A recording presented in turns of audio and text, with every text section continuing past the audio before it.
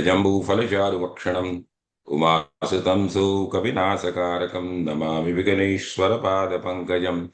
या कुन्देन्दुतुषारहारधवला या शुभ्रवस्त्रावृता या वीणावरदण्डमण्डितकरा या श्वेतपद्मासना या ब्रह्माच्युतशङ्करप्रभृतिभिर्देवैः सदा वन्दिता सा मां पातु सरस्वती भगवती निःशेषजाड्यापहा। शुक्लां ब्रह्मविचारसार परमां माद्यां जगद्व्यापिनी वीणा पुस्तकधारिणीं अभयदां जाड्यान्धकारापहाम्। हस्ते स्फाटिकमालिकां च ददतीं पद्मासने संस्थितां वन्दे तां परमेश्वरीं भगवतीं बुद्धिप्रदां शारदां। वसुदेवसुतं देवं कंसचाणूरमर्दनं देवकी परमानन्दं कृष्णं वन्दे जगद्गुरुं। वन्दे देवं वापतिं सुरगुरुं वन्दे जगत्कारणं वन्दे पन्नगभूषणं मृगधरं वन्दे पशूनां पतिं वन्दे सूर्यशशाङ्कवन्निनयनं वन्दे मुकुन्दप्रियं वन्दे भक्तजनाश्रयजवरदं वन्दे शिवं शङ्करम्। गुरुर्ब्रह्मा गुरुर्विष्णु गुरुर्देवो महेश्वर गुरुर्साक्षात् परं ब्रह्म तस्मै श्री गुरुवे नमः। श्रीमद् भगवत गीता के इस ज्ञान सत्र में आप सभी श्रद्धालु भक्तजनों का सादर जय श्री कृष्ण। भगवान आनंद कंद श्री कृष्ण चंद्र की असीम अनुकंपा से हम कई दिनों से भगवती राधा रानी की कृपा से गीता के विभिन्न अध्यायों के विभिन्न श्लोकों का तत्वार्थ मर्मार्थ विवेचन करने का हम प्रयास करते हैं और भगवती राधा ही स्वयं इस पूरे ज्ञान सत्र के अंदर में हमारी युवा पर बैठकर उस सत्र को संपादित करती है। हम उन्हीं के श्री चरणों में कोटि कोटि वंदन करते हैं। श्रीमद् भगवत गीता ठाकुर की अद्भुत कृति है। ये श्रीमद् भगवत गीता के हर श्लोक ये मंत्र है और ये मंत्रमय वाणी भगवान पद्मनाभ के भगवान श्री कृष्ण चंद्र के मुखारविंद से निश्रित हुए हैं। इसलिए ये हम सभी का लोक कल्याणार्थ और अर्जुन श्री कृष्ण के संवाद के रूप में 700 श्लोक की ये ज्ञान मंजुषा भगवान ने अपने करुणा वरुणा के माध्यम से हम जीवों के कल्याण के लिए विभिन्न आयामों के माध्यम से हमको उपकृत किया है।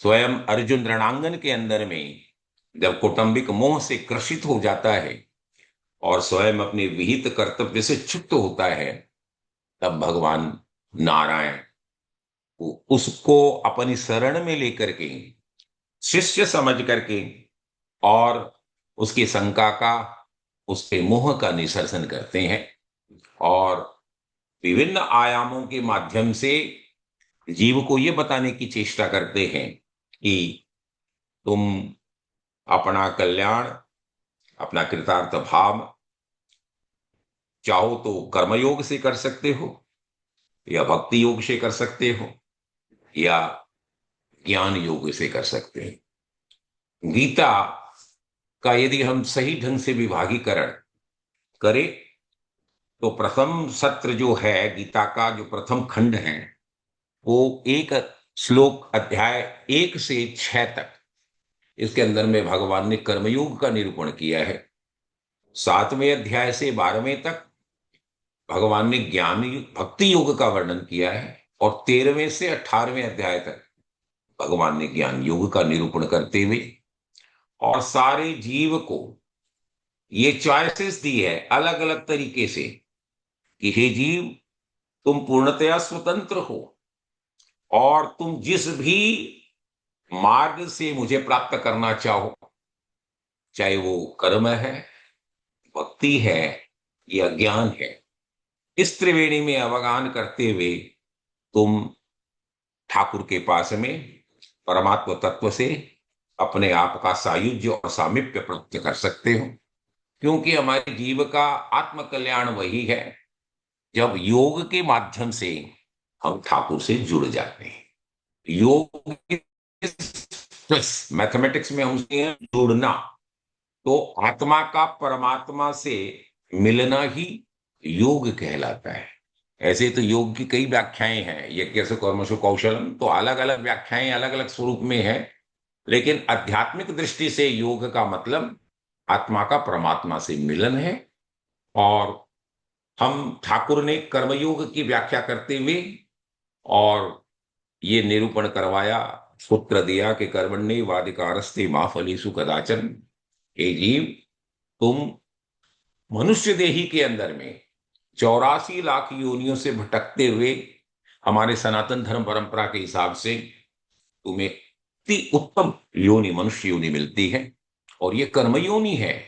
हमारी जितनी भी योनियां हैं वो सब भोग योनियां हैं। चाहे वो जीव है, जंतु है, पशु है, पक्षी है, इवन देवता भी हैं जो स्वर्ग के अंदर में प्रतिष्ठित रहते हैं, वो भी भोग योनियां ही है। कर्म योनि के माध्यम से हम मनुष्य देही के अंदर में हमारी स्वतंत्रता ये प्राप्त होती है कि हम स्वयं विवेचन करते हुए और जो कर्म बंधन का भाव हमारे पास में जो आया है, उस कर्म से हम अपने आप को कैसे चित्त करें और कैसे हम वापस ठाकुर के पास में हमारा मिलन हो सके, हमारा जीवन कृतार्थ हो सके। और पुनरपि जननम पुनरपि मरणम, ये जो चक्र कर्म बंधन का चलता है, उससे तुम कैसे चित्त हो सकते हो। चतुर्थ अध्याय में अभी तक हम लोगों ने जो 23 श्लोकों की व्याख्या की, उसमें भगवान ने सगुण का और निष्काम कर्म योग का विशद वर्णन किया और योगी महात्मा पुरुषों के आचरण का और उनकी महिमाओं का वर्णन किया। हम एक बार पुनर्लोकन सूक्ष्म रूप के अंदर में जब हम 24वें श्लोक में प्रवेश करते हैं, उसके पहले हम ये देखना चाहते हैं कि कर्म, क्योंकि ठाकुर ने चतुर्थ अध्याय को प्रारंभ किया अवतारवाद से कि मेरा जन्म क्यों होता है। यदा यदा ही धर्मस्य ग्लानिर्भवति भारत अभ्युत्थानस्य धर्मस्य तदात्मानं सृजाम्यहम्। ये व्याख्या भगवान ने करते हुए ये बताया है कि हे जीव, तुमको कर्म को समझना पड़ेगा, क्योंकि कर्म स्वयं आदमी को फलाशक्ति के कारण, कृतत्व के अभिमान के कारण बांधते हैं। और जब तक वो कर्म अकर्म न बने, तब तक उसकी मुक्ति संभव नहीं है। क्योंकि कर्म करने के पीछे हमेशा हमारा कोई ना कोई उद्देश्य होता है और हम हमेशा अपने आप को डूअर समझते हैं कि इस कर्म को मैं कर रहा हूं। तो ये कृतत्व का अहंकार, कृतत्व का अभिमान और फलाशक्ति की भावना, क्योंकि हम कर्म से फल चाहते हैं, तो हम बंधन में बंधते हैं। ठाकुर ये कहते हैं कि जैसे ही जीव कर्म से अकर्म की तरफ जाता है, कर्म क्या है? जब जीव के अंदर में अकृतित्व का अभिमान नहीं रहता है, वो ये मानता है, उसे तत्वबोध ये हो जाता है कि मैं तो करने वाला हूं ही नहीं, सब कुछ तो ठाकुर ही कर रहे हैं। ठाकुर की प्रकृति, जो प्रपंच, जो माया है, वो हमसे कार्य करवा रही है, तुम तो करते ही नहीं हो। क्योंकि हर जीव कुछ न कुछ गुणों को लेकर के प्रकट होता है। या तो उसके पास सत्व गुण है, या रजोगुण है, या तमोगुण है। और विषयों का विषयों में वर्तन, गुणों का गुणों में वर्तन, ये प्रकृति करवाती है। जब जीव को यह आभास हो जाए कि मैं तो कुछ करता ही नहीं हूं, मेरे स्वभाव, मेरे गुण, मेरे विषयों के साथ में संग का भाव ही मेरे को संपादन करवाता है, तब उसके मन में कृतत्व का अभिमान, डूअर का अभिमान हट जाता है। क्योंकि वो देखता है कि हर चीज के पीछे एकमात्र भगवान की परम सत्ता ही कार्य कर रही है।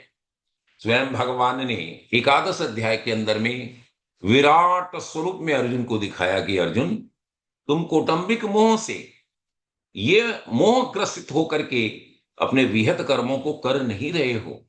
तुमको ये मालूम होना चाहिए, तुम बोलते हो मेरे गुरु जी हैं, ये मेरे दादाजी हैं, मेरे ये संबंधी हैं, इसके कारण तुम कर्तव्य न कर रहे हो। मैं तुम्हें ये बताता हूं कि तुम क्षत्रिय हो। चातुर्य वर्णम मया सृष्टम गुणकर्म विभाग से, जो हमने गत सत्र के अंदर में देखा कि ठाकुर ने कहा कि मैं गुणों के हिसाब से ही, और मैंने ये ब्राह्मण क्षत्रिय वैश्य और शूद्र की रचना की है, उसका स्वभाव ही, उसका गुण ही उसकी तरफ ले जाता है। तुम क्षत्रिय होने के नाते युद्ध से उपरत नहीं हो सकते। युद्ध करना तुम्हारा विहित कर्म है, ये मैंडेटेड वर्क है, तुम्हें करना ही होगा। और उसी से तुम्हें अच्छे लोक की प्राप्ति होगी और अनंतोगता उस लोक से भी ऊपर ऊर्ध्व गति में तुम मेरे अपने धाम में जा सकोगे। और उन्होंने, ठाकुर ने दिखाया है कि निमित्त मात्रम भव सभ्य साथिन। हे अर्जुन, तुम देखो, ये तो सारे मेवेता नियता पूर्व में है, ये सब तो मेरे द्वारा पहले मार दिए गए। चाहे तुम जयद्रथ को देखो, कर्ण को देखो, द्रोणाचार्य को देखो, भीष्म को देखो, तुम्हें तो मात्र तुम्हारा अपना कार्य करना है।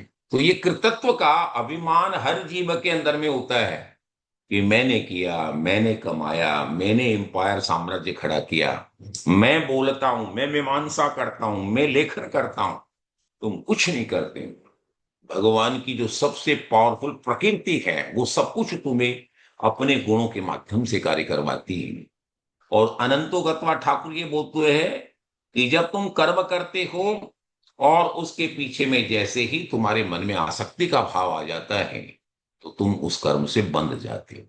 क्योंकि यदि कर्म तुम करोगे तो कर्म में तुम्हारे हमेशा बंधन की भावना रहेगी, क्योंकि फल आएगा और फल तुमको भुगतने के लिए पुनः जन्म लेना पड़ेगा। पुनरपि जननम पुनरपि मरणम जठरे शयनम। और अनंतो गत्वा, इस कर्म से यदि तुम्हें उठना है तो तुमको अकर्म करना पड़ेगा।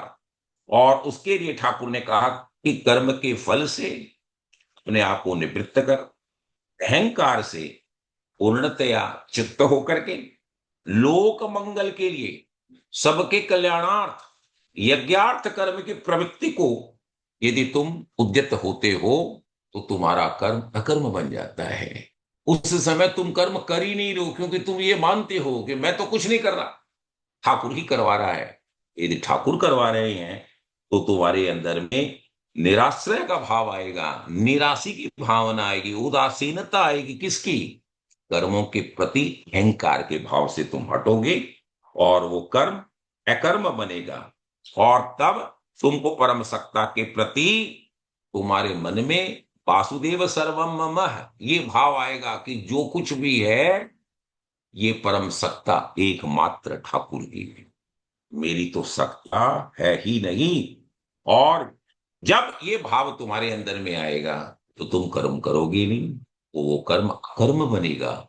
और कर्म अकर्म बना तो तुम बंधन से मुक्त हो जाओगे, उसमें कोई भी पाप भी नहीं लगेगा। ऐसी भावना से जो काम करते हैं उन्हें कोई पाप भी नहीं लगता, क्योंकि फल को तो वो ठाकुर पर ऑलरेडी समर्पित कर चुका। कर्मण्ये वादिकारस्ते मां फलेषु कदाचन। तुम्हारे अंदर में तो कोई भाव फल के प्रति है ही नहीं। अब हम आगे चतुर्थ अध्याय का विवेचन कर रहे हैं। उसमें भगवान ने यज्ञ का विवेचन किया है। हमारे कई तरह के यज्ञ होते हैं, उसमें स्थूल यज्ञ भी है, सूक्ष्म यज्ञ भी है।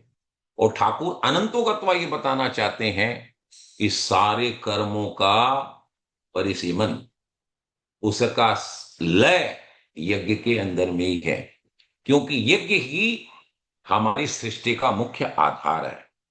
तो ठाकुर क्या करते हैं, 24वें श्लोक के अंदर में विवेचन करते हुए ठाकुर क्या कहते हैं, बहुत सुंदर श्लोक है।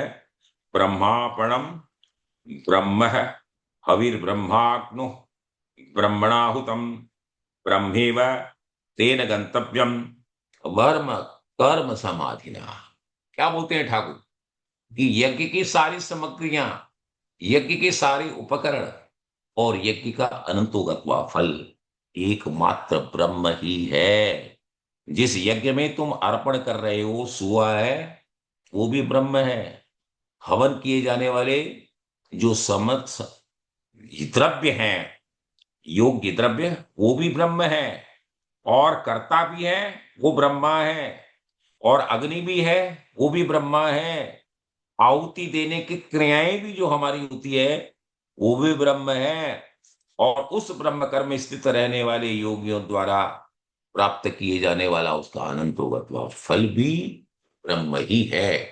तो ठाकुर क्या कहते हैं कि सार्वभौम सत्ता तुमको जहां जहां दिखती है, चाहे वो पंच महाभूतों में दिखे या सूक्ष्म रूप में तुमको मानस पटल में दिखे, कैसे भी तुम यदि अनुभव करते हो तो वो ब्रह्म का ही स्वरूप है।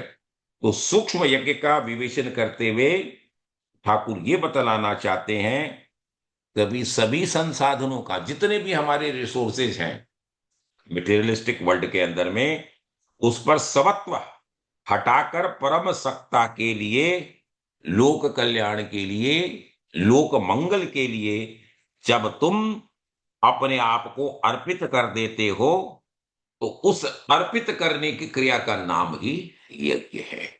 क्योंकि जब हम ये मानते हैं कि परोपकार का जो भाव हमारे कार्यों में आ जाए, हम केवल अपने लिए न करें, हम औरों के लिए, कुटुंब के लिए, साथियों के लिए, सखाओं के लिए और अनंतोगत्वा हमारे गांव के लिए, फिर हमारी और परिधि वृत्ति बढ़ती है तो हमारे राज्य के लिए, फिर राष्ट्र के लिए, फिर संपूर्ण वसुता के लिए, वसुदेव कुटुंबकम की भावना जब आती है तो कार्य करने की प्रवृत्ति का नाम ही यज्ञ बनता है।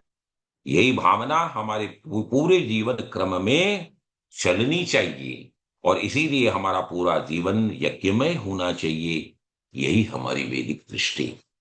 अब आप देखिए, जब भी हम हवन करते हैं तो हवन करते समय जब हमारे कर्मकांडी पंडित हमारे साथ बैठते हैं तो वो बोलते हैं कि आप यज्ञ करिए, तो हम क्या करते हैं, इदम अग्नये, इदम नमः, इदम अग्नये स्वाहा। अब इसका अर्थ समझिए कि मैं अग्नि के लिए, आप जो स्वाहा भी कर रहे हैं, जो मंत्रों का उच्चारण कर रहे हैं, और जो हव्य आप उस यज्ञ के कुंड के अंदर में दे रहे हैं, वो मेरे लिए नहीं, इदम न मम, मेरे लिए नहीं, किसके लिए, साक्षात भगवान अग्नि के लिए। अग्नये स्वाहा, कल्याण किसका हो, फल किसे प्राप्त हो, अग्नि को, मुझे नहीं। इदम अग्नये, इदम न मम, अग्नये स्वाहा। तो हमारी यज्ञ संस्कृति के अंदर में भी भाव क्या है, अनंतोगत्वा यज्ञ की आहुतियों से हमारे देवता पुष्ट होते हैं, और जब देवता पुष्ट होते हैं तो ये पूरी संस्कृति का, पूरी सृष्टि का संवर्धन करते हैं, उसको चलायमान करते हैं, उसका मैनेजमेंट वो करते हैं। तो ये हमारी यज्ञ संस्कृति है। परम लक्ष्य क्या है, संपूर्ण कार्यों को कारण में लय कर देना। अर्पण माने जिसके द्वारा अर्पित किया जाए उसको कहते हैं सुवा, वो भी ब्रह्म है। और ब्रह्म हवि, जिसकी आहुति दी जाएगी, वो हविष्यान्य भी क्या है, वो भी ब्रह्म है। और ब्रह्माग्नो, जिस अग्नि में आहुति दी जा रही है वो अग्नि भी ब्रह्म है। ब्रह्मणाहुतम, जो यह आहुति दे रहा है, कौन होता। जब हम सुआ लेकर के और यज्ञ के अंदर में आहुति देते हैं तो उसका हमारा टेक्निकल लैंग्वेज यज्ञ संस्कृति में आता होता, तो वो कौन है, वो भी ब्रह्म ही है। तो ब्रह्मेव तेन गंतव्यम ब्रह्म कर्म समाधि नाम, जिसका कर्म ब्रह्म दृष्टि से समाहित होकर के किया जाता है, उसका प्रत्येक कर्म में ब्रह्म का अनुभव होता है, परमात्मा का अनुभव होता है, भगवान का अनुभव होता है। हम ये मान करते हैं कि न तो मैं कर रहा हूं, न मैं दे रहा हूं, सब कुछ ठाकुर मुझे माध्यम बना करके, उपकरण बना करके, टूल बना करके अपना सारा कार्य संपादन कर रहे हैं। इसलिए प्रत्येक कर्म में, प्रत्येक दृश्य के मूल में, कारण में हम जब उसको लय कर देते हैं तो यह सब ब्रह्म हो जाता है। जिसका कर्म ब्रह्म दृष्टि से समाहित हो गया उसको ब्रह्म की ही होती है। और हम आगे जब चलेंगे ज्ञान योग में तो अनंतो गत्वा यही अद्वैत फिलॉसफी, अद्वैत दर्शन का दर्शन होता है। एको हम बहुश्याम है, ठाकुर स्वयं एक हैं, लेकिन स्वयं खेल के अंदर में दुनिया में अलग अलग खिलौने बन करके, अलग अलग स्वरूप बन करके हमारे सामने में आते हैं। और जब हम अद्वैत फिलॉसफी में क्या देखते हैं कि आत्मा में, परमात्मा में, जीव में, ब्रह्म में कोई फर्क नहीं है, और यही अद्वैत का भाव है। और उस स्टेज पे पहुंचने पर वो जीव भी स्वयं शिव का स्वरूप, भगवान का स्वरूप बन जाता है। जिसे हमारे ज्ञान मार्ग यति सन्यासी कहते हैं, शिवोहम शिवोहम। हे जीव, तुम और शिव में, तुम्हारे में, ब्रह्म में, तुम्हारे में, परमात्मा में कोई फर्क नहीं है। आगे ठाकुर चलते हैं, वो बताते हैं कि किस तरह के और अन्य यज्ञ भी होते हैं। देवमेवा परे यज्ञम योगिनः पर्युपासते, ब्रह्माग्ना परे यज्ञम यज्ञ नेवोपजुवती। और दूसरे योगी जन देवताओं के लिए पूजन करते हैं, यज्ञ का भली भांति अनुष्ठान किया करते हैं, और अन्य योगी जन परम ब्रह्म परमात्मा को अग्नि में यज्ञ के द्वारा ही आत्मरूप यज्ञ का हवन करते हैं, उपजुहति करते हैं। तो कर्म साधक देव यज्ञ करते हैं। देव यज्ञ क्या है? हम अलग अलग देवताओं को पुष्ट करने के लिए अलग अलग तरीके की यज्ञ के द्वारा हम उनकी उपासना करते हैं, पूजा करते हैं, और उस भक्ति के द्वारा हम अपने इष्ट देव के प्रति, किसी के कृष्ण है, किसी के राम, किसी के शिव, किसी के दुर्गा, तो हम उनके प्रति हम इष्ट देव को यज्ञशालाओं में आहुति के मंत्रों के द्वारा उसको अर्पित करते हैं। या हम मंदिर मार्गी हैं, भक्ति मार्गी हैं, तो उनकी उपासना पूजा पद्धति मंदिरों के अंदर में जाकर के ही हम उनको ठाकुर की वंदना करते हैं।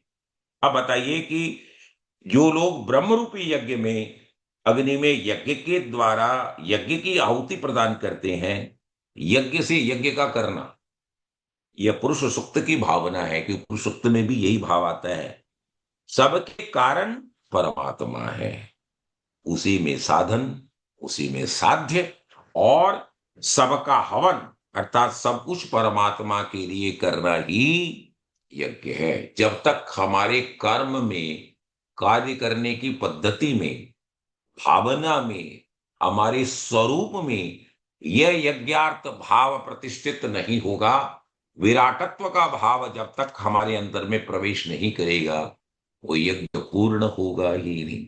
क्योंकि यज्ञ का मूल भाव ही है स्वाहा। जैसे ही आप आहुतियां देते हैं यज्ञ कुंड में, तो स्वतः ही every action is got a reaction, उसमें से हमारे देवता कहते हैं कल्याणमस्तु, हे जीव तुम्हारा कल्याण हो। तो लोक मंगल के लिए किया गया कार्य ही यज्ञ का स्वरूप लेता है। 26वें श्लोक में हम प्रवेश करते हैं। श्रोत्रादीन इंद्रियाणात्मे सहमाग्नोष जुहति, शब्दा देविन विषयान्य इंद्रियाग्नि सुजुहति। क्या है? और अन्य कई तरह के लोग, क्योंकि यज्ञ के अलग अलग प्रकार, डिफरेंट वेराइटीज ऑफ यज्ञास, उस यज्ञ का विवेचन ठाकुर कर रहे हैं। क्या? कि श्रोत्र आदि समस्त इंद्रियों को संयम रूपी अग्नियों में हवन करते हैं। दूसरे योगी शब्दादि समस्त विषयों को इंद्रिय रूपी अग्नियों में हवन किया करते हैं। का मतलब क्या है? कि सम्यक रूप से नियंत्रण ही संयम का असली भाव है। हर क्रियाओं के अंदर में जब तक मर्यादाएं नहीं है, जब तक उस पर अंकुश नहीं है, जब तक उस पर नियंत्रण नहीं है, तब तक वो पूर्ण माना ही नहीं जाता है। कि मनुष्य को ठाकुर ने अलग अलग इंद्रियां दी है। श्रोत मतलब कान। हमारे यहाँ 5 ज्ञान इंद्रियां हैं और 5 कर्म इंद्रियां हैं। उसमें ठाकुर क्या करते हैं कि मनुष्य को अपने कान आदि समस्त ज्ञान इंद्रियों को संयम की आग में, माने मर्यादाओं में उसको हवन करना चाहिए। जैसे कान से आप कभी भी बुरी बात मत सुनो, और इसी तरह से आंख से बुरा दृश्य न देखो, नाक से बुरी गंध न लो, त्वचा से तुम बुरा स्पर्श न करो, आहार हमेशा शुद्ध ग्रहण। तो ये हमारी उसकी मर्यादाएं हैं। आप स्वतंत्र हैं। आप जब उस गंदे विचारों को, गंदे दृश्यों को, गंदे आहार को खाते हैं, तो आपकी मानसिक वृत्तियां विकृत होती हैं। तो ठाकुर क्या बोलते हैं कि श्रोत्रादीन इंद्रियाग्नि, माने इस तरह की इंद्रियां, श्रोत है, चक्षु आंख है, त्वचा है, नासिका है, रसना है, उस पर भी तुमको संयमाग्नि जुहती, संयम के द्वारा अंकुश लगा करके उसको हवन में तुमको आहुतियां दी। तो उसमें आहुतियां कैसे दी जाएगी? आपके कार्य करने की पद्धति में जब हमारा बदलाव आएगा, उसमें नियमन आएगा, उसमें संयम आएगा, वो यज्ञ का स्वरूप बन जाएगा। सारी इंद्रियों को संयम की अग्नि में पवित्र करना, नियंत्रित करना और धर्म के अनुकूल करना, यही संयम है। जब हम, क्योंकि हमारे वेद के अंदर में कर्मकांड जो है, क्योंकि हमारे वेद के अंदर में आज के दिन उपलब्ध 1 लाख ऋचाएं हैं, उसमें 80,000 ऋचाएं वेद की वो कर्मकांड की व्याख्या करती, 16,000 ऋचाएं ज्ञान कांड की है और 4,000 ऋचाएं केवल मात्र ज्ञान कांड की है।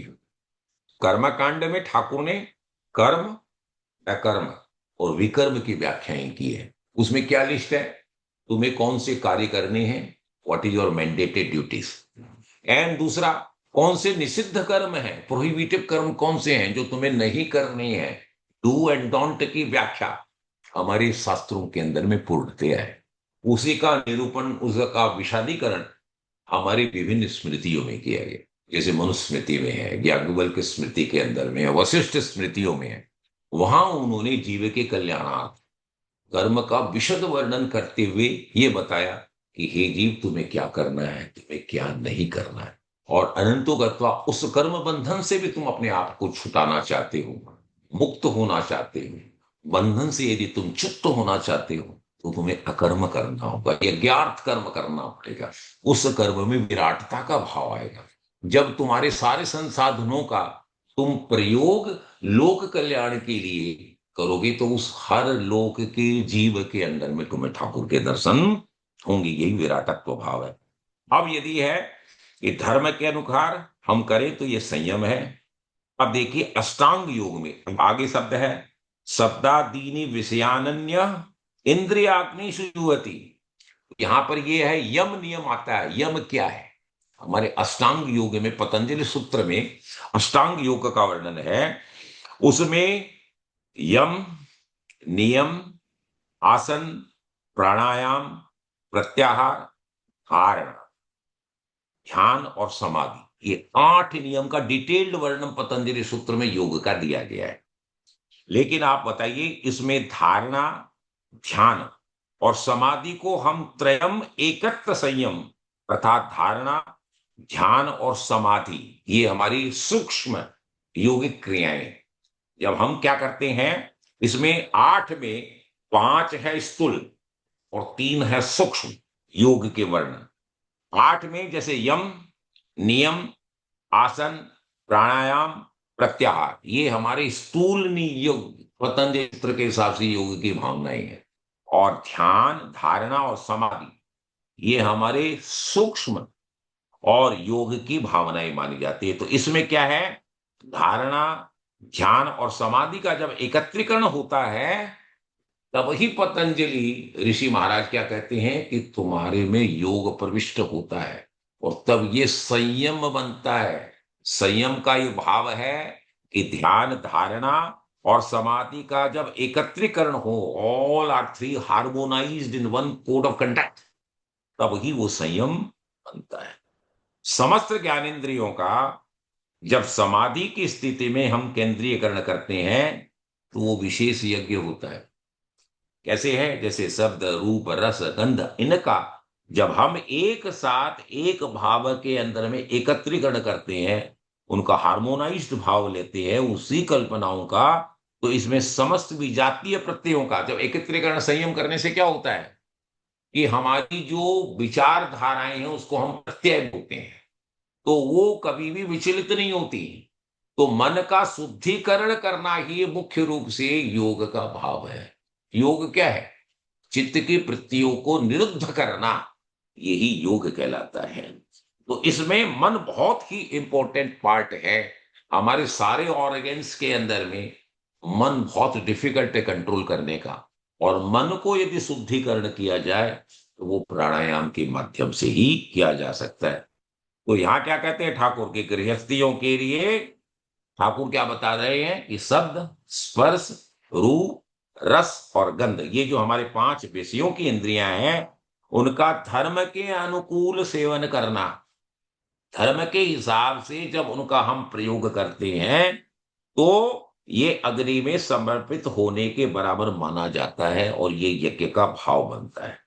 हम विषयों को तो सेवन करेंगे, दृश्य भी देखेंगे, आंख हम बंद नहीं करेंगे, लेकिन हम पवित्र दृश्य देखेंगे, हम पवित्र आहार ग्रहण करेंगे, हम पवित्र जल का पान करेंगे, पवित्र गंध को हम ग्रहण करेंगे।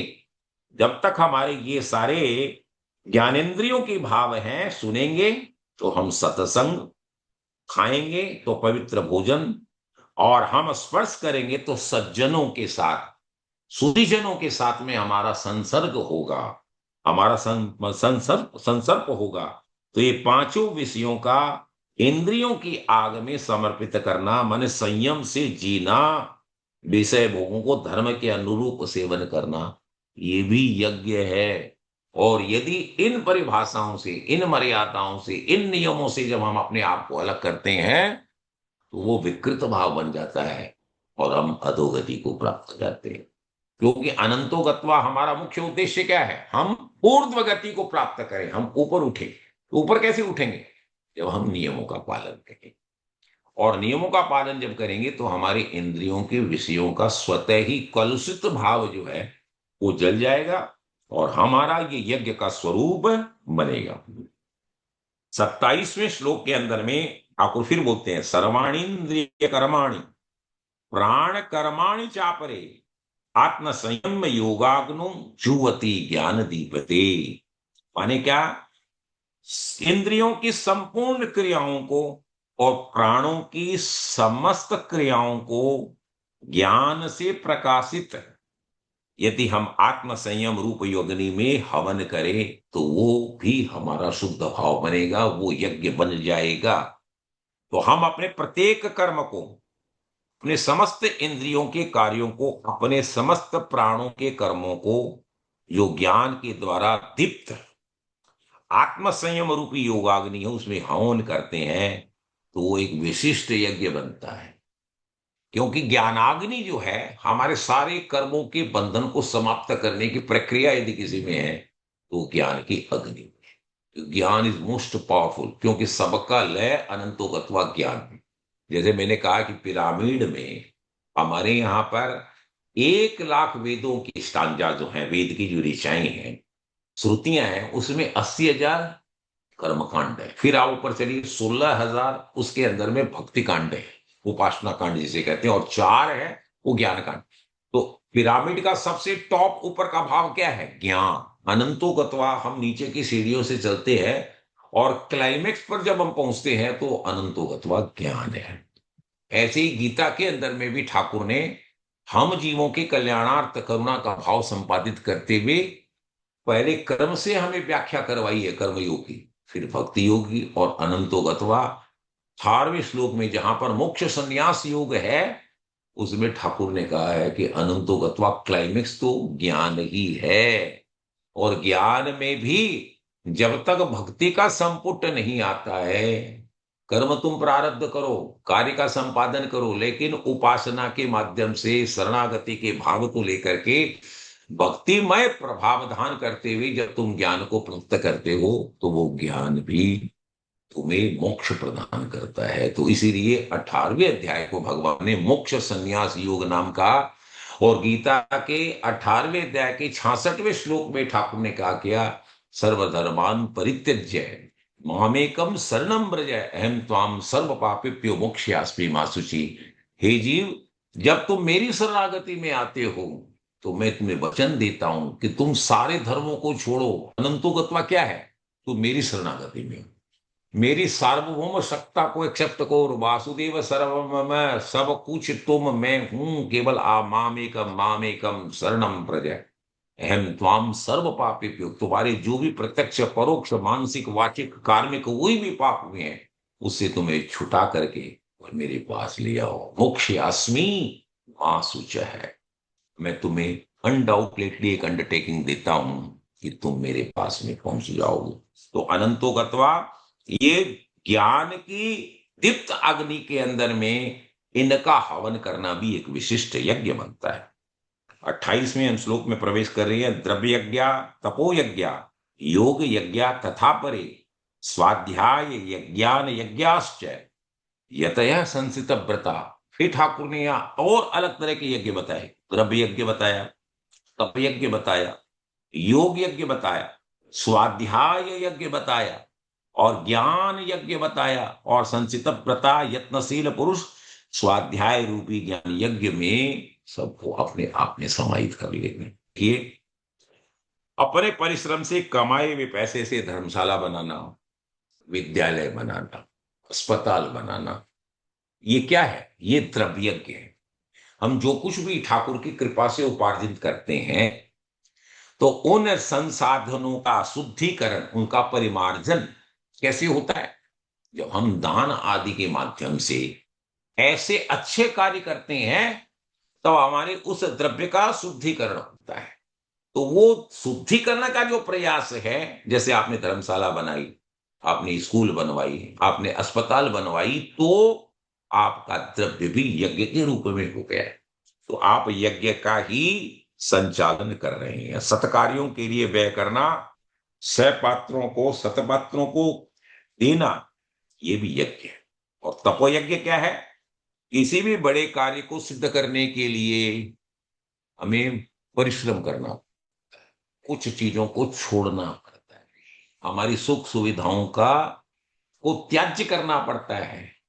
जब तक हम उनके सैक्रिफाइसेस नहीं करते हैं, तब तक हम नहीं कर सकते। और तप हमारी संस्कृति का मूल भाव। देखिए, कभी भी आपने 7 दिन के श्रीमद् भागवत कथा सुनी होगी, तो उसमें भगवान नारायण का जो भाव आया है, उन्होंने क्या किया कि प्रथम ब्रह्मा की रचना की। कैसे की? भगवान स्वयं शेषावै के रूप में सो रहे हैं और भगवान की नाभि कमल के ऊपर में ब्रह्मा जी का उद्भव होता है, भगवान की मानसिक वृत्ति के। अब उनके मन में आता है कि ठाकुर ने मुझे उत्पन्न तो कर दिया, करना क्या है? तो वो कमल नाल के अंदर में प्रवेश करते हैं, नीचे जाते ऊपर आते, नीचे जाते ऊपर जाते, उन्हें पूरे ब्रह्मांड का भाव ही मालूम नहीं पड़ता है। क्योंकि भगवान ने तो केवल एक ब्रह्मांड की रचना नहीं की, ऐसे असंख्य ब्रह्मांडों की रचना भगवान के रोमकूपों से होती रहती है। अनंतों गता जब वो विचलित हो जाते हैं, तो भगवान की मानसिक कृति, जिसको हम ब्रह्मा कहते हैं, विधाता कहते हैं, उनको एक शब्द सुनाई देता है। और वो क्या सुनाई देता है? तपः, तपः, तपः। मतलब क्या? बिना तप के भी तुम सृष्टि की रचना नहीं कर सकते। तो कोई भी बड़े कार्य करने के लिए पहले आपको तप करना पड़ेगा। तो बिना तपस्या के हमारी कोई सृष्टि का आधार ही नहीं है।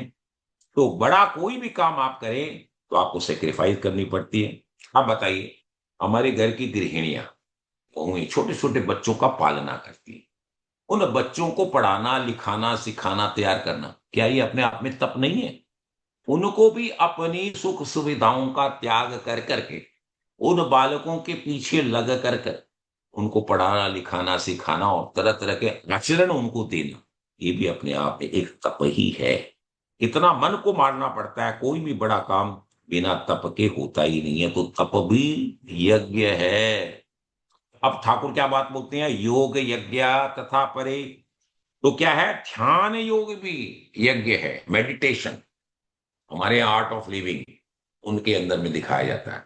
स्वयं रामदेव बाबा प्राणायाम के माध्यम से आपको योग की योगिक क्रियाएं करवाते हैं। तो योग भी अपने आप में एक बहुत बड़ा यज्ञ है। तो योग क्या है? जो धर्म से अविरुद्ध हो, मतलब धर्म के अनुकूल हो, जो दूसरों के लिए समर्पित हो, जो निष्काम भाव से संपादित किए जा रहे हों, वे सारे कर्म यज्ञ ही हैं। आप केवल भविष्यांग लेकर के यज्ञ कुंड के अंदर में सुआ में घृत को, आज को उसमें समर्पित करते हैं, वो यज्ञ क्रियाएं नहीं है। हमारे कर्म को हम कैसे यज्ञ बना सकते हैं, हमारे कर्मयोग को याज्ञिक क्रियाओं का कैसे भाव निरूपण हम कर सकते हैं, ठाकुर की करुणा हमें बताती है। तो बोलते हैं कि यदि तुम इस तरीके निष्काम भाव से लोक मंगल के लिए यदि कार्य करते हो, तुम्हारा ये कार्य भी यज्ञ बन जाता है। तो योग यज्ञ ही है। अब है स्वाध्याय ज्ञान यज्ञ। स्वाध्याय यज्ञ कैसे है? महान ग्रंथों का अध्ययन जो हमारे जीवन को पवित्र बनाते हैं, वो स्वाध्याय है। एक भाव स्वाध्याय का ये भी है कि जब तुम अपने आप को पहचानो, वो भी गीता का सबसे तात्विक अर्थ भाव है स्वाध्याय का, कि तुम अपने आप में जानकारी लो। तो ये मर्मार्थ जीवन क्या है कि स्वयं का अध्ययन, ये स्वाध्याय है। मैं क्या शरीर हूं, मैं कौन हूं, मैं किसके लिए आया हूं, ये चरम जिज्ञासाएं जब हमारे में प्रस्फुटित होगी, तो अंतोगत्वा जीव ब्रह्म की गवेषणा, ब्रह्म की खोज के पीछे बढ़ने लगेगा। और आत्मानम विधि, यही आत्मन भाव है, और इससे हमारा कल्याण होगा। रमण महर्षि के इतिहास में तो आप उनके साहित्य में देखेंगे तो उन्होंने कहा, हु इज आई एम, हम कौन है, हम किसके लिए आए। और जैसे ही आप उसकी खोज प्रारंभ करोगे, तो अनंतोगत्व आपको आत्म तत्व का विवेचन हुआ होगा कि मैं शरीर नहीं हूं, मैं शरीरी हूं। शरीर में विकृतियां आती है, परिवर्तन आता है, उसी के अंदर में अवस्थाएं चेंज होती है। हम बालक मन में थे, किशोरावस्था में आए, बालक से किशोर, किशोर से हम वयस्क बने, और धीरे धीरे हम जीर्ण हो रहे हैं, रुग्ण हो रहे हैं, तो वृद्धावस्था की तरफ जा रहे हैं। तो ये परिवर्तन की प्रक्रियाएं शरीर में है। शरीर के अंदर में जो चैतन्य तत्व बैठा हुआ है, वो शरीरी है, वो आत्मा है। उसमें कोई परिवर्तन नहीं होता, वो अपरिवर्तनशील है। जब आपको ये आत्म तत्व का विवेचन हो गया, जैसे अर्जुन को भगवान ने सांख्य योग के कारण बताया गीता के दूसरे अध्याय में, कि हे अर्जुन, तुम कौटुंबिक मोह के माध्यम से तुम ये बोलते हो कि मैं अपने परिवारजनों को, गुरुजनों को मारूंगा नहीं। तो ये तुम्हारी मूर्खता है, ये तेरा मोह है। तुम किसको मारे, मारने वाले हो कौन, तुम। मैं स्वयं मेरी प्रकृति के माध्यम से गुणों गुणों को गुणों में वर्तन करते हुए ही सारी क्रियाओं का संपादन करवा रहा हूं। तो जब तुम इस भाव को जान जाओगे, इस तत्वबोध का जब निरूपण तेरे को हो जाएगा, तो तुम्हारे मन में कभी मोह नहीं रहेगा। इसलिए गीता के 18वें अध्याय में जाकर के ठाकुर पूछते हैं, क्यों अर्जुन, तेरा मोह समाप्त हुआ का। तो होता है स्मृति लब्ध था, हे ठाकुर मुझे स्मृति आ गई, मोह मेरा समाप्त हो गया, और मैं युद्ध के लिए तैयार हूं, उद्यत हूं, क्योंकि मैं क्षत्रिय हूं, मेरा विहत कर है।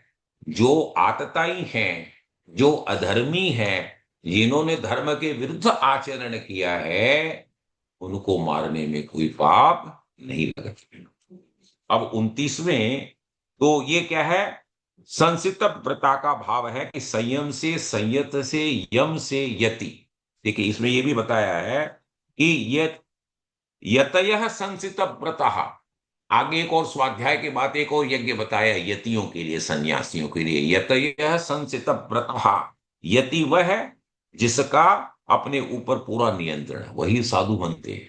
हर हर आदमी साधु नहीं बन सकता है। साधु बनने के लिए उसको बहुत परिश्रम करना पड़ता है। बड़े बड़े यति भी बड़े बड़े तीक्ष्ण व्रत धारण करते हैं, और बहुतों ने तो व्रतों को भी यज्ञ किया। हमारे यहाँ चांद्रायण व्रतों का आख्यान आता है शास्त्रों के अंदर में, कि जो इस तरीके के डिफिकल्ट उपवास भी करते हैं, व्रत भी करते हैं, वो भी यज्ञ का ही स्वरूप है। क्योंकि हमारे मन का शुद्धिकरण होता है, हमारे शरीर का शुद्धिकरण होता है, हमारी ध्यान, धारणा और हमारी समाधि का, तीनों का लय एक जगह हो जाता है, हम अनंतोगत्वा ठाकुर को, ब्रह्म को प्राप्त करने में। और 29वें श्लोक में हम प्रवेश कर रहे हैं, अपानी ज्योति प्राणम प्राणे पानम तथा परे प्राणा पानपति गति रुद्ध्वा प्राणायाम परायणा। यहां ठाकुर प्राणायाम यज्ञ का और वर्णन करते हैं, और साथ साथ में आहार का भी बता रहे, अपरे नियताहारा प्राणान प्राणेषु जुह्वति सर्वेप्येत यज्ञ विदो यज्ञ क्षपित कल्मषः। कि कैसे प्राणायाम भी कैसे यज्ञ का स्वरूप ले सकता है, ये ठाकुर बताते हैं, क्योंकि एक अलग तरीके का यज्ञ है। प्राणायाम में क्या होता है कि हम, ये यज्ञ का निरूपण है, इसके चार, प्राणायाम के अंदर में मुख्य रूप से चार वेद हैं। क्या है, एक है पूरक, उसको बोलते हैं हम पूरक, एक है अंतक कुंभक, एक है रेचक, और एक है वायु कुंभक। जब हम बाहर से श्वास को लेते हैं तो हम अंदर ले जाकर के उसको रोकते हैं, रोकने के बाद ब्रह्मांड में उस श्वास को रोक करके फिर धीरे धीरे सने सने उनको छोड़ते हैं। तो ये चारों क्रियाओं के द्वारा हम प्राणायाम के अंदर में प्रवेश करते हैं। प्राणायाम क्यों किया जाता है? प्राणायाम के माध्यम से आप अपने मन की चित्त वृत्तियों को शुद्ध करते हैं। जब हमारा मन शुद्ध होगा तब ही हमारा मन ठाकुर के अंदर में लगेगा। अदरवाइज आउटर वर्ल्ड से, बाह्य जगत के विभिन्न प्रपंचों के माध्यम से हमारा मन विचलित होगा, उसमें हमारी अलग अलग तरह की भावनाएं हमेशा प्रवेश करती रहेगी और समाधि में, ध्यान में हमारा मन लगेगा ही नहीं। जैसे क्या है, हम धातुओं के लिए उनको तपाते हैं, तो तपाने से क्या होता है, धातुओं का जितना भी मल है, जो है गंदगी, वो मिट जाती है। वैसे ही प्राणायाम करने से इंद्रियों का मल मिटता है, इंद्रियों के जितने भी दोष हैं वो मिटते हैं। आप देखिए, जब भी कभी गायत्री आदि का जाप किया जाता है तो हमारे जितने भी ब्राह्मण हैं, जितने भी साधक, जितने भी यति हैं, वो प्राणायाम के माध्यम से पहले अपने आप को शुद्ध करते हैं। तो आप केवल जल छिटकने से अपने आप को शुद्ध कर नहीं कर सकते हैं। आपको प्राणायाम के माध्यम से इंद्रियाणाम मनस्यास्मि, ठाकुर बोलते हैं कि सारे इंद्रियों में, गीता के 10वें अध्याय में कहा कि ये 10 इंद्रियों के अंदर में मन मेरा स्वरूप है। तो उसमें जब अपने भाव को आप स्थापित करना चाहेंगे तो आपको मन को शुद्धि करना पड़ेगा, ये प्राणायाम के माध्यम से हम कर सकते हैं। तो ये भी अपने आप में एक यज्ञ है। और प्राणायाम करने से हमारे इंद्रियों का मल समाप्त होता है, इंद्रियां शुद्ध होती है, मन पर हमारा नियंत्रण होना है, क्योंकि योगस चित्त वृत्ति निरोध है। पतंजलि योग सूत्र में क्या कहा कि चित्त की वृत्तियों को निरोध करना, रोक करना, यही योग है। तो चित्त की वृत्तियों को निरुद्ध करना ये योग का सबसे बड़ा लक्षण है। और ठाकुर क्या बोलते हैं, आयन अपान को नीचे का श्वास है। आप क्या करते हैं, पहले नीचे से लेते हैं, तो नीचे के श्वास का जो श्वास है उसको हम ऊपर से नीचे ले जाते हैं, और बाहर से सांस लेकर हम नीचे ले जाते हैं, और हम प्राण को अपान में हवन करते हैं, इसको कहते हैं पूरक। और इसी तरीके से हमने प्राण का हवन अपान में किया, और अपान को, भीतर की सांस जब हम बाहर ले जाते हैं तो इसको कहते हैं रेचक, क्योंकि नाक से हम निकालते हैं, रेचक माने बाहर निकालना। फिर अपने अपने अपान का हवन हम प्राण में किया, तो हमने प्राणों का और अपान का दोनों की गतियों को रोका, इसको प्राण को भी रुका और अपान को भी रोका। तो प्राणवायु और अपान वायु, वायु के दो स्वरूप है, इन दोनों का निरुद्धीकरण है वो प्राणायाम के माध्यम से हुआ। तो ये हुआ कुंभक। ऋषियों ने दीर्घ प्राणायाम के द्वारा, आप बताइए, हिमालय में, कंदराओं में, गुफाओं में, जंगलों में जो हमारी यति रहते हैं उनकी लाइफ स्पेन कितनी बड़ी होती है, किसी की 100 बरस, किसी को 130 बरस, किसी के 120 बरस, और हमारी लाइफ 100 में पूर्ण नहीं होती है। हमारे मानव जीवन के लिए तो कहा है सरदम सतम जीवित, क्योंकि उसकी लाइफ स्पेन दिया 100 ईयर। लेकिन हमारे दीर्घ प्राणायाम के माध्यम से हमारे यति है, हमारे सन्यासी है, हमारे साधु जो हैं, वो इस प्रक्रिया के माध्यम से एक बहुत दीर्घ जीवन प्राप्त करते हैं। तो ये प्राणायाम यज्ञ है। अब ठाकुर क्या बोलते हैं, अपरे नियताहारा। ठाकुर की इतनी बड़ी करुणा है कि वो हमें आहार के बारे में भी सचेत करना चाहते हैं। अपरे नियताहारा प्राणान प्राणी सुजुवती सर्व पेत यज्ञ विदु यज्ञ शपित कलमसाहा। कि ठाकुर बोलते हैं कि आहार करने का भी नियम है।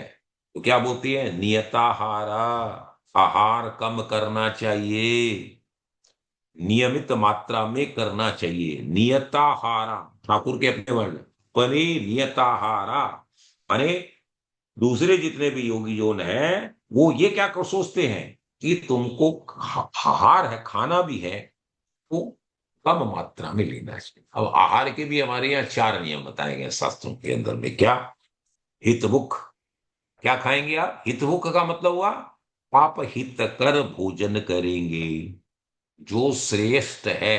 अब एक डायबिटीज वाला पेशेंट है, चीनी खा सकता है क्या? नहीं खा सकता, उसके लिए वो श्रेयस्कर नहीं है। इसलिए बोलते हैं हित भुक, माने आपको हितकर भोजन करना चाहिए। फिर बोलते हैं मित भुक, हितकर भोजन को भी परिमित मात्रा में, कम क्वांटिटी में करना चाहिए और ज्यादा नहीं खाना चाहिए। रित भुक, ईमानदारी का ही खाना खाना चाहिए। स्मित भुक, और क्या करते हैं खाना खाते समय प्रसन्न चित्त होकर के, हंस करके, प्रहसन वाला भाव रखते हुए, मुस्कुराते हुए, प्रसन्न होकर के भोजन करना चाहिए। हमारे भोजन की प्रक्रियाओं के अंदर में हमेशा ये निषेध किया गया है कि आप चिल्लाइए मत, बोलिए मत, झल्लाहट मत करिए। यहां तक तो विभिन्न शास्त्रों में यह भी उल्लेख आता है कि जब आपके सामने में थाली परोस दी जाती है तो आप उसमें मीन मेख भी मत निकालिए कि इसमें नमक कम, इसमें ज्यादा, ये जला हुआ, ये खट्टा। क्यों? उसमें आपका विराटत्व भाव है कि जो कुछ भी मेरे सामने आया है ये ठाकुर का प्रसाद। जब हम उसे ठाकुर का प्रसाद मान लेते हैं तो अनंतो गत्वा वो भी हमारे लिए हितकारी हो जाता है। तो हमेशा हंस करके प्रेम से खाइए, जो सामने आया है उसे भगवान का प्रसाद समझिए। और भोजन करने का ये भी अपने आप में एक योग का स्वरूप भी ये यज्ञ है। योग इसको दुख दूर करना, जो युक्त आशा के साथ आहार और विहार करता है। क्या युक्त का मतलब? यो योगिक क्रियाओं से अपने आप को बांध करके जब उस चीज को करता है तो वो भी यज्ञ का स्वरूप बनता है। अयुक्त नहीं, प्राणान प्राणेषु जुह्वति, अपने प्राणों की क्रियाओं को अपने प्राणों में ही अर्पित कर देना। माने उसको भी कहीं बाहर नहीं ले जाना। मतलब जो हमने कहा ना कि हमारी यज्ञ की क्रियाएं क्या है, इदम अग्नये, इदम न ममः अग्नये स्वाहा। हम अपने लिए नहीं, उसको भी उसी में अर्पित करना, निष्काम भाव से अपनी सारी प्रक्रियाओं को, अपने सारे संसाधनों को, सारी चेष्टाओं को मूल में हवन करना, ये भी यज्ञ है। और कैसे होगा? निष्काम होइए।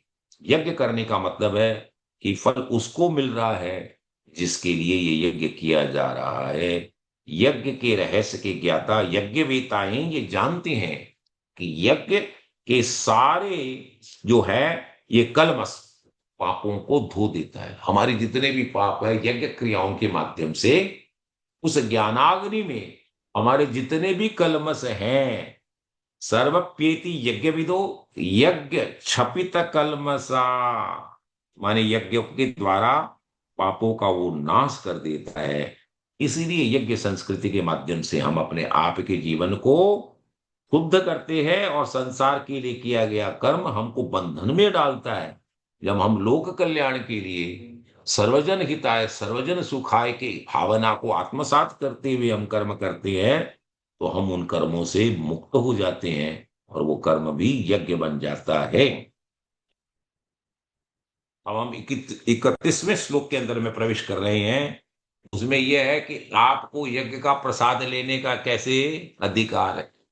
ऐसा नहीं कि आप सारे के ऊपर में आपका अधिकार नहीं।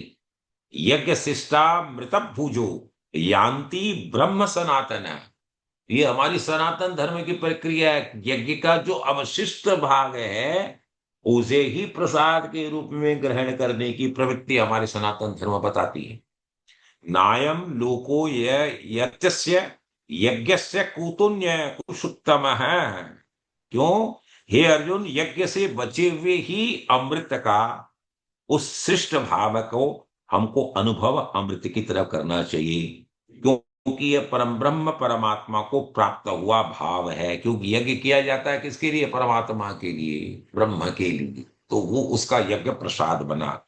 और जो यज्ञ न करते हैं, ठाकुर ये बोलते हैं कि भैया, कई बोलते हैं भाई साहब हम तो यज्ञ करते ही नहीं, मत करो। तो क्या भाव होगा? तो ठाकुर बोलते हैं यज्ञ न करने वाले पुरुषों के लिए ये मनुष्य लोक भी सुखदायक नहीं है और परलोक भी सुखदायक नहीं है। न तो उसे यह लोक मिलता है, न अयम लोको अत्यस्य यज्ञस्य पूतो अन्य पुरुषोत्तम। हे अर्जुन, उन ऐसे लोगों को जो यज्ञ संस्कृति से अपने आप को जोड़े हुए नहीं है, उनको न तो यह लोक मिलता है और न परलोक मिलता है। वो दोनों से च्युत हो जाता है। तो ये क्या है कि यज्ञ में हमारी जो सनातनी संस्कृति है उसको प्रतिपादित करते हुए ठाकुर करते हैं कि यज्ञ से बचा हुआ जो भोजन है वो अमृत है, और वही अमृत से हमारा पुष्ट भाव होगा। हमारे यहाँ कोश में ये जीवन बताया गया है, नमय कोश, उसके बाद में प्राणमय कोश, फिर तीसरा कोश क्या आता है, उससे बोलता मनमय कोश, चतुर्थ ज्ञानमय कोश, विज्ञानमय कोश, और अनंतो गत्वा आनंदमय कोश। हमारी यात्रा क्या है, अन्न के माध्यम से भी अनंतो गत्वा अमृत तत्व को, आनंद को प्राप्त करने की प्रक्रिया है। तो जब हम इन प्रक्रियाओं से, ट्रांसफॉर्मेशन से अपने आप को गुजारते हैं, तो हमारा अन्नमय कोश से आनंदमय कोश की यात्रा बनती कब है, जब हम यज्ञ के अवशिष्ट भाग को अमृत का स्वरूप मान करके, भगवान का प्रसाद मान करके उसे प्राप्त करते हैं। केवल जो अपने लिए ही पकाते हैं और अपने लिए ही खाते हैं, तो ठाकुर बोलते वो क्या है, वो पाप है। अपने साथ औरों को भी शामिल करना चाहिए, तभी भोजन सार्थक होता है। परंपरागत हमारे यहाँ पंच महायज्ञों की भावना है। हमारे हर गृहिणियां घरों के अंदर में, आप देखिए पहले भी हमारी बुजुर्ग औरतें थी, बूढ़ी माने थी, सबको खाना खिलाने के बाद में कीट पतंग, कुत्ता बिल्ली चींटी सबको देने के बाद में जब बचता था तो उसे खाती थी, तो वो अमृतमय भाव बनता था। ये हमारी सनातन संस्कृति हमेशा रही है। तो हमारे इस तरीके से हमारे मनुस्मृति के अंदर में पंच महायज्ञ की भावनाएं की गई है कि आपको हमेशा ये पंच महायज्ञ करने चाहिए। पहला है ब्रह्म यज्ञ, जो आप चींटियों को, इनको आदि सबको देते हैं, कुत्तों को, बिल्ली को, आपके आसपास रहने वाले जीव जंतुओं को, चिड़िया को, कौओं आदि आप खिलाते हैं, तो वो हमारा ब्रह्म यज्ञ है। फिर पितृयज्ञ है। पितृयज्ञ क्या है, आप अपने माता पिता का आदर सत्कार सम्मान उनको करते हैं, उनकी सारी सेवा शुश्रूषा का भाव रखते हैं, उनके लिए समयानुकूल जिस चीज की आवश्यकता होती है उसकी व्यवस्था करते हैं, तो ये हमारा पितृयज्ञ का स्वरूप है। फिर है देवयज्ञ, जिस इष्ट को आप मानते हैं उस इष्ट की पूजा उपासना पद्धति आदि आप कर करके उनके भोग आदि लगाते हैं, तो हमारा देवयज्ञ बन रहा। फिर अतिथि यज्ञ, हमारे यहाँ कभी भी कभी नाप तोल कर करके घर में खाने नहीं बनाए जाते थे, हमेशा समथिंग एक्स्ट्रा वाज कुक्ड। क्यों, कभी भी कोई अतिथि आ जाए तो अतिथि देवो भव, उसको हम देवता का स्वरूप मानते थे, तो उनके लिए भी भोजन की व्यवस्था रहती थी, इसलिए हमारे अतिथि यज्ञ का भाव माना गया। फिर भूत यज्ञ माने कोई भी कीट पतंग आदि पेड़ पौधे कोई भी बाकी रहे, सब भूतों के अंदर में ठाकुर का भाव समझते हुए उनके लिए भी व्यवस्था करना, ये हमारे लिए थोड़ा थोड़ा निकालो, इस प्रवृत्ति का भाव हमारी संस्कृति के अंदर में रहा है। तो ये हमारी यज्ञ संस्कृति का भाव। गीता ने क्या किया है, यज्ञ को हमारी हर क्रियाओं के साथ में जोड़ दिया है। खाना, चलना फिरना, प्राणायाम करना, सोना, तो विभिन्न इंद्रियों का भोग करना, द्रव्य यज्ञ करना, तप यज्ञ करना, प्राणायाम यज्ञ करना, मतलब अलग अलग तरीके के यज्ञों का कितना सूक्ष्म विवेचन ठाकुर ने किया है। जो जिसका कर्तव्य है वह कर्तव्य यदि लोक मंगल के लिए समर्पित हो जाए तो वो यज्ञ बन जाता है। ऐसे यज्ञ करने के बाद जो भोजन बनता है, और वो भोजन जब हम प्राप्त करते हैं तो वो ठाकुर का प्रसाद है, तो वो अमृत होता है। इस अमृत भोजन को करने वाला अनंतोगत्वा क्या प्राप्त करता है, वो सनातन ब्रह्म को प्राप्त होता है, परमात्मा को प्राप्त होता है। तो प्रसाद क्रिया के द्वारा भी, आहार के द्वारा भी आप ठाकुर को प्राप्त कर सकते हैं। और जो योग्य न करता है उसके लिए न तो यह लोक है न वो परलोक है। और जो यज्ञ नहीं करता और अपने स्वार्थ के लिए काम करता है वो पापी है।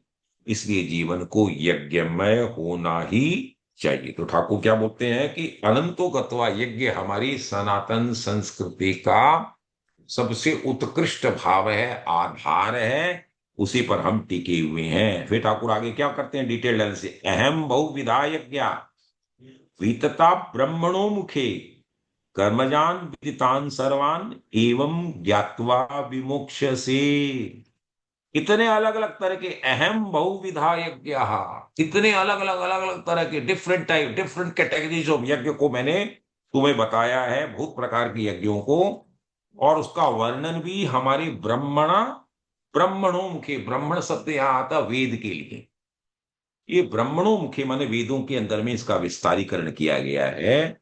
और उन सब को तुम मन इंद्रियों और शरीरों की क्रियाओं द्वारा कर्मजान विद्धि जान, कर्मों के द्वारा जान और तत्व से जानकर तुम उसका अनुष्ठान करेगा तो तुम कर्म बंधन से मुक्त हो जाएगा।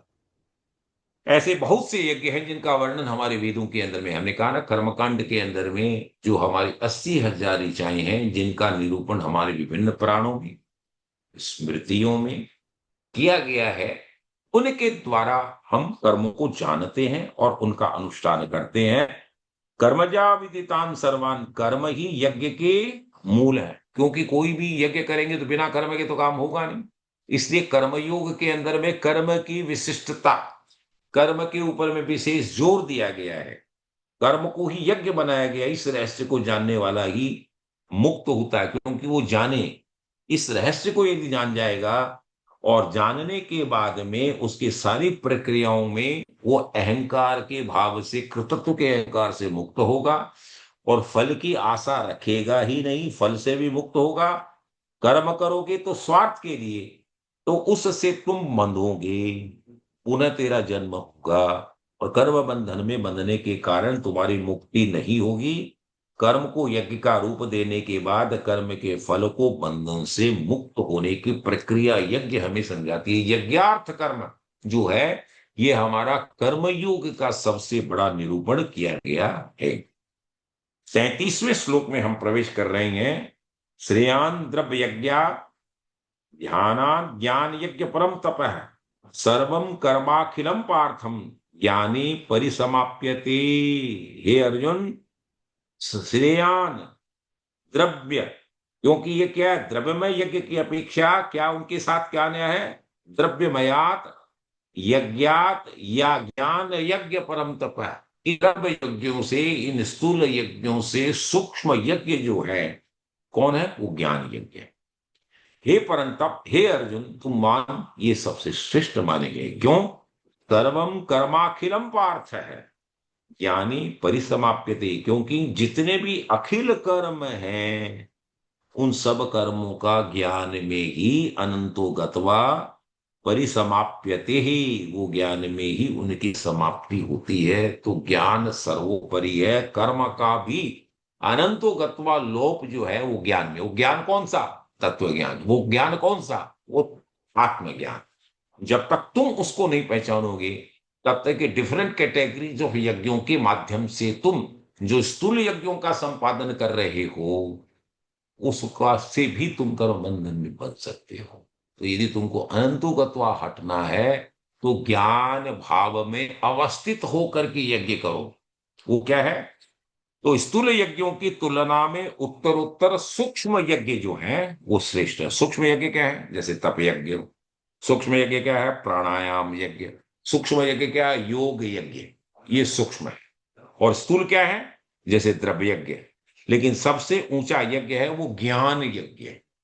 वो इनसे भी ऊपर है, इन सूक्ष्म यज्ञों से भी ऊपर, तप यज्ञ से, प्राणायाम से, योग यज्ञ से भी यदि कोई ऊंचा है वो ज्ञान यज्ञ है।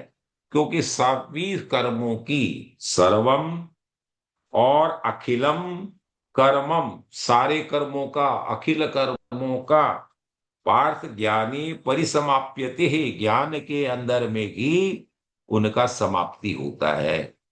ये सर्व और अखिलम, ये शब्द का मतलब है कि क्रियमाण कर्म और संचित कर्म। अखिल का मतलब संचित कर्म, इन दोनों का लोप भी हमेशा ज्ञान यज्ञ में। हमारे यहाँ कर्मों की व्याख्या बताई है वेद व्यास जी ने, और देवी भागवत के अंदर है। उन्होंने कहा कि हमारे कर्म जो हैं वो 3 तरीके होते हैं, क्रियमाण कर्म, संचित कर्म और प्रारब्ध। तो क्रियमाण और संचित इन दोनों कर्मों का लय जो है परिसमापन है वो ज्ञान के अंदर में हो जाता है। प्रारब्ध तो यदि अनंतोपत्वा रह भी जाता है तो वो कुछ न कुछ भाव के अंदर में वो ज्ञान के द्वारा ही उसका क्षय किया जा सकता है। और प्रारब्ध का कुछ हिस्सा यदि क्षय नहीं भी होता है तो जीव को भोगना पड़ता है। यदि प्रारब्ध न हो तो हम अच्छे कार्यों के द्वारा भगवान के प्रति समर्पित यज्ञों का भाव रखते हुए हमारे क्रियमाण कर्मों के अंदर में भी कोई कलुषित भावनाएं पाप आदि का भाव आ गया है, या हमारे कुछ पूर्व जन्मों से संचित कर्मों के अंदर में भी भाव आ गया है, तो हम उनका भी परिमार्जन, उनका भी शुद्धिकरण ज्ञान के द्वारा कर सकते हैं। ये दोनों प्रकार के ज्ञान हैं, वो कर्म भी ज्ञान से दग्ध हो जाते हैं। क्रिया और कर्म में अंतर। अब क्या क्रिया क्या है और कर्म क्या है? क्रिया है हलचल, कुछ करना, ये क्रिया है। और कर्म वह है जो क्रिया के फलस्वरूप होते हैं। जैसे हम मंदिर बना रहे हैं तो बनाने की प्रक्रिया, जो कार्य कर रहे हैं मजदूर आदि, वो हलचल का नाम है क्रिया। और अनंतो कत्वा जिस चीज के लिए वो कर्म किया जा रहा है, मंदिर बनाया जा रहा है, तो मंदिर कर्म है। तो बनाना क्रिया है और किया बना रहे हैं मंदिर, तो वो कर्म है। ये कर्म है। तो ये कौन सा ज्ञान है जिसके द्वारा ठाकुर यहां बताना चाहते हैं कि ज्ञान में ये सारे कर्मों का परिसमापन होता है। तो यहां ठाकुर ने क्या किया कि ज्ञान में तीन चीजें अलग अलग रहती है। ज्ञान में थ्री पार्ट, वन इज ज्ञेय, सेकेंड इज ज्ञाता, और दूसरा है, तीसरा उसका भाव है ज्ञेय, ज्ञान, और प्रक्रिया का भाव है एक। तो इन तीनों का जब ज्ञाता, ज्ञेय और ज्ञान का, तीनों का जब संयुक्तिकरण हो जाता है, उनका लय, उस त्रिपुट का भाव एक में समापन जब हो जाता है, तब हम आत्म तत्व का निरूपण कर पाते हैं। और उसी समय हमारा ज्ञान अद्वय ज्ञान, अद्वैत ज्ञान के अंदर में निरूपित होता है। तब हमारे में और ठाकुर में, आत्मा में, परमात्मा में कोई भेद रहता नहीं है। ज्ञाता, ये और ज्ञान की त्रिपुटी होती है, उसके द्वारा ही जब उसका लय होता है तो अद्वय ज्ञान प्राप्त होता है। अदरवाइज हम भौतिक ज्ञान को प्राप्त करते हैं। जब हम ज्ञान का, ज्ञेय का और ज्ञाता का, इन तीनों के ऊपर उठ जाते हैं, जब उनका लय हो जाता है, तब अनंतो गत्वा वो ज्ञान अद्वय ज्ञान बनता है, अद्वैत ज्ञान बनता है। और उस प्राप्ति में हमारे सारे कर्मों का लय हो जाता है। ज्ञान की त्रिपुट का लय होता है, तब हमें अद्वैत ज्ञान का अनुभव होता है, तत्व ज्ञान का, आत्म तत्व ज्ञान का हमें बोध होता है। और साक्षात में हमें ये मालूम पड़ता है, मैं ही ब्रह्म हूं, मैं ही सब में हूं, सब मुझ में है। तो विराटत्व का भाव आता है, तब हमें सब में उसका भाव दिखता है, मेरे सिवाय कोई नहीं है। तो क्या पाना बाकी रह गया है, क्या करना बाकी रह गया है? अतः उस ज्ञान में समस्त ज्ञान की परिसमाप्ति होती है। और ये 33वें श्लोक के बाद में ज्ञान का निरूपण ठाकुर ने किया है, और वो 34वें श्लोक से प्रारंभ होता है। और आज हम केवल 34वें श्लोक को ही टच करेंगे, बाकी के ज्ञान की व्याख्या हम अगले सत्र में करेंगे। और 34वां श्लोक, क्योंकि ज्ञान प्राप्त करने की प्रक्रिया क्या है, कैसे हम ज्ञान प्राप्त कर सकते हैं, ये ठाकुर की बहुत ही करुणा, ठाकुर की बहुत ही वरुणा, ठाकुर की बहुत ही उदारता है कि ठाकुर हमें बताना चाहते हैं कि तुम यदि ज्ञान को प्राप्त करना चाहते हो तो तुम इस माध्यम से कर सकते हो। तद्विधि प्रणिपातेन परिप्रसन्नेन सेवया उपदेक्षन्ति ते ज्ञानम ज्ञानिन तत्वदर्शिन है।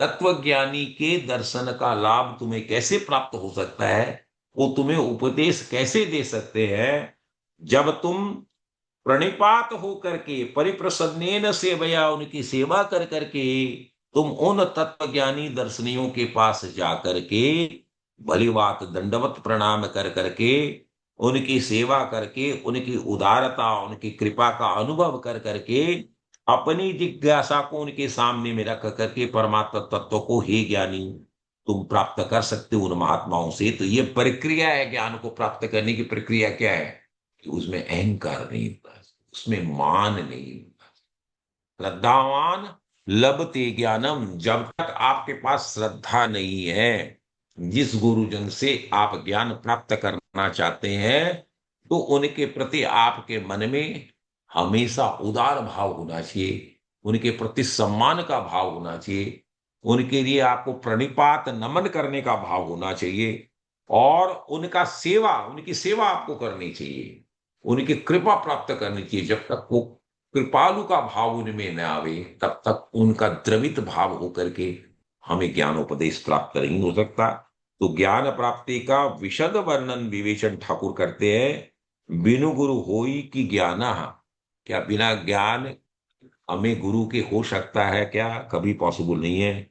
गुरु केवल शास्त्र ज्ञानी को नहीं होना चाहिए, उसको तत्वदर्शी होना चाहिए, क्योंकि ठाकुर यहां करते ज्ञानी न तत्वदर्शी न है, जो परमात्म तत्व को भली भांति जानने वाला हो। तत्व दर्शन वो है जो भली बात तत्व ज्ञान को जानता हो, जिसको अद्वय का, जो अभी हमने गत श्लोक में 33वें में पढ़ा, अद्वय ज्ञान उसे प्राप्त होना चाहिए, विराटत्व का भाव उसमें होना चाहिए, तो तत्ववेता होना चाहिए, तब ही। और उसको हम कैसे प्राप्त कर सकते हैं?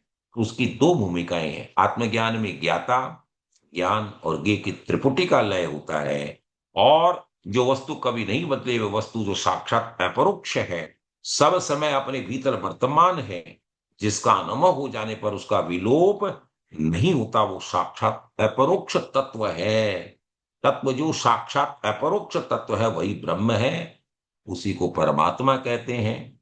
ज्ञानी लोग उसे ब्रह्म कहते हैं, योगी उसे परमात्मा कहते हैं, भक्त उसे भगवान कहते हैं।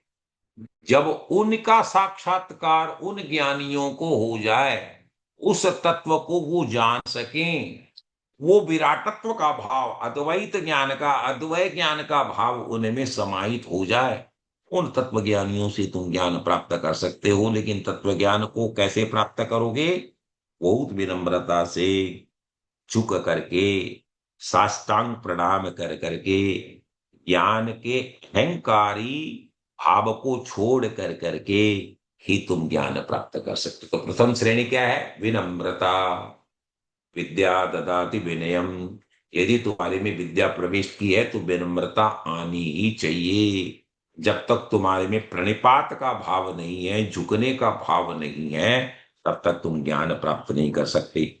परिप्रसन्नेन सेवया, फिर ठाकुर बोलते हैं कि यदि तुम्हारे में वो औदार्य भाव है, तो तुम कंटिन्यूअस प्रश्न, कृष्ण के ऊपर में प्रश्न करने का अधिकारी बनते हो। परिप्रसन्नेन सेवया, तुम अलग अलग तरह के प्रश्न कर कर भी अपनी जिज्ञासाएं अपने गुरु के सामने में रख सकते हो। उन प्रश्नों से, उन जिज्ञासाओं से वो कभी भी विचलित नहीं होगा। जिज्ञासु होकर के मन की शंकाओं का निराकरण करना, नई जानकारी प्राप्त करना, विनम्रता से प्रश्न पूछने का तुम अधिकारी जब बनोगे, तभी तुम्हें ज्ञान प्राप्त होगा। द्वितीय सोपान बताया ज्ञान प्राप्त करने के लिए, सेवा का। सेवा द्वारा गुरु का ज्ञान तुम प्राप्त करो, तो गुरु के अनुकूल बनो, उनके बताए हुए नियमों का पालन करो, तो गुरु की कृपा का उद्रेक करके उनका ज्ञान प्राप्त करो। प्रश्नों से तुम्हारी मौलिक जिज्ञासाएं आनी चाहिए। ऐसे नहीं कोई दूसरा प्रश्न पूछा, उसी प्रश्न को तुम घुमा फिरा करके अपने गुरु जी के सामने में रख रखते हो। हमेशा उस विषय का ज्ञान यदि तुम्हारे में है, तब ही तुम जिज्ञासु बन करके और ब्रह्म की भाषा, तत्व ज्ञान का बोध प्राप्त कर सकते हो। हमारे ब्रह्म सूत्र में वेद व्यास जी ने कहा, अथ तो ब्रह्म जिज्ञासा, ब्रह्म सूत्र का पहला सूत्र है वेद व्यास जी का, है तो ब्रह्म जिज्ञासा। ब्रह्म कौन है? बोलो वो अथ, अथ माने प्रारंभ, क्या? जिज्ञासा। जब तक मन में जिज्ञासा नहीं है, जानने की इच्छा नहीं है, तब तक तुम ब्रह्म का साक्षात्कार नहीं कर सकते। अथ तो ब्रह्म जिज्ञासा, इसलिए प्रथम भाव माना आया है कि तुमको हमेशा जिज्ञासु बनना चाहिए। और जिज्ञासु कौन बन सकता है? जो उस विषय को पढ़ेगा, जानेगा, समझेगा, और जानने की उसके मन में इच्छा होगी, ईमानदारी की इच्छा होगी, तब ही वो जिज्ञासु बन सकेगा। तो गुरु को वेद उपनिषद आदि शास्त्रों का अध्ययन अनुशीलन भी होना चाहिए, अन्य शास्त्रों को भी वो जानना चाहिए, उसका साक्षात अपरोक्ष अनुभव भी होना चाहिए। इन दोनों उपलब्धियों से संपन्न जो गुरु ही है वो तत्व ज्ञान का अधिकारी है, तत्व ज्ञान का उपदेश देने का अधिकारी बनता है। तो हम आगे इसकी आगे चर्चा और करेंगे दूसरे सत्र के अंदर में कि हम कैसे ज्ञान प्रक्रिया के माध्यम से, हम 34 से 42वें श्लोक को अगले सत्र में निरूपण करेंगे भगवान का, कि हम कैसे यज्ञार्थ क्रियाओं के माध्यम से कर्म का संपादन करते हुए विभिन्न यज्ञों के द्वारा कर्म को अकर्म बनाते हुए और हम अपने जीवन को कृतार्थ कर सकते हैं, और कैसे हम ज्ञान प्राप्त करने की प्रक्रिया को अनुभव कर सकते हैं। तो 35वें 36वें 37वें श्लोक के अंदर में ठाकुर अर्जुन के मोह की समाप्ति का निसरण कर्मयोग के माध्यम से बताते हैं। और इस तरीके से भगवान का अत्यंत करुणा का भाव हम सभी जीवों के कृतार्थ भाव के लिए गीता के इस चतुर्थ अध्याय के अंदर में और ज्ञान कर्म संन्यास योग में दिया है। और ये भगवान की अति अनुमैतु कृपा है। सर्वे भवन्तु सुखिनः, सर्वे सन्तु निरामया, सर्वे भद्राणि पश्यन्तु माम कश्चित् दुःख भाग् भवेत्। और इस तरह हम भगवान श्री कृष्णचंद्र और भगवती राधा रानी के श्री चरणों में अपनी वाणी को अर्पित करते हुए और जीवन की धन्यता के लिए हम ठाकुर से हमेशा आकांक्षा रखते हैं। जय जय श्री राधे, जय जय श्री राधे, जय जय श्री राधे। जय जय श्री राधे, जय जय श्री राधे। बहुत ही साधुवाद, बहुत ही अच्छी की आपने, बहुत बहुत साधुवाद, बहुत बहुत धन्यवाद। करते हो आनंद आ कन्हैया, जाता है। नाम हो रहा है, यह ठाकुर जी जिज्ञासा, करवा जिज्ञासा आपने है। कहा ना, जिज्ञासा बिना जिज्ञासा के नहीं हो सकता। जिज्ञासा जरूरी देखिए है। श्रीमद् भगवत गीता भी कैसे आई। हाँ, जब जिष्णु था तो जिष्णु कौन, अर्जुन, तब विष्णु आया। तो जब तक जिज्ञासाएं नहीं है तब तक परमात्मा आता नहीं है। इसलिए ब्रह्म सूत्र का प्रथम सूत्र ही वेद व्यास जी ने, जो सबसे क्लिष्ट है, यतियों का, सन्यासियों का, तत्ववेत्ताओं का यदि सबसे सुंदर विवेचन का साहित्य है तो वो ब्रह्म सूत्र है। उसमें वेद व्यास जी ने पहला सूत्र दिया, अथ तो ब्रह्म जिज्ञास। यदि तुम ब्रह्म को ही जीव जानना चाहते हो तो तुम जिज्ञासा को जानो। तेरे मन में जैसे ही जिज्ञासा का भाव आएगा तो तेरा जीवन कल्याणमय होगा, क्योंकि जिज्ञासा उसी को होगी जो उस विषय में प्रवेश कर पाया है। जो विषय में पारंगत होने की प्रक्रिया में प्रवेश करना चाहता है, ठाकुर उस पर स्वयं रास्ता खोलते चले जाते हैं और भगवान की महती कृपा राधा रानी के माध्यम से उस पर बरसात होने लगती है। राधे रानी की जय, महारानी की जय, बरसाने वारी की जय जय जय। ब्रजनंदन है मधुर रस कृष्ण और बलराम, नवदीप दोतन धरे घोर निताई नाम। जय जय श्री राधे, जय जय श्री राधे राधे राधे। गीता के चतुर्थ अध्याय का ज्ञान योग का बहुत सुंदर वर्णन हम लोगों को सुनने को मिला। हरे कृष्णा। राधे राधे। हम तो देखिए राधा रानी की रेणु को सिर पर लगा के चलते हैं। ब्रज रेणु है ना, ब्रज रेणु जब तक हमारे मानस पटल को प्रवेश नहीं करती है, स्पर्श नहीं करती है ना, तक मन की शुद्धता नहीं होती है। और जब तक मन की शुद्धता नहीं होती है तो वाक की जो देवी भगवती सरस्वती है वो स्वयं आती ही नहीं है। शुद्ध मन से, और हम अपने उद्धार के लिए, हम किसी दूसरों का कल्याण हो रहा है नहीं हो रहा है, ये भाव हमारे हमेशा रहता है कि आप भी सब कृतार्थ हों, लेकिन मैं अपने जीवन को कृतार्थ कर पा रहा हूं। यदि ये भाव भी मैं आत्मसात कर सकूं तो मैं जानता हूं कि मेरे पर राधा रानी की बहुत विशेष कृपा है। बाकी यहाँ पे सभी उपस्थित श्रोतागणों से मेरा एक अनुरोध है कि हम लोग जो लिंक शेयर करते हैं ना, उसको आप लोग भी अपनी साइड से उसको फॉरवर्ड कीजिए। हम लोग और चाहते हैं और लोग जुड़े इसके साथ। कि आगे से आप लोग भी फॉरवर्ड करें उसको।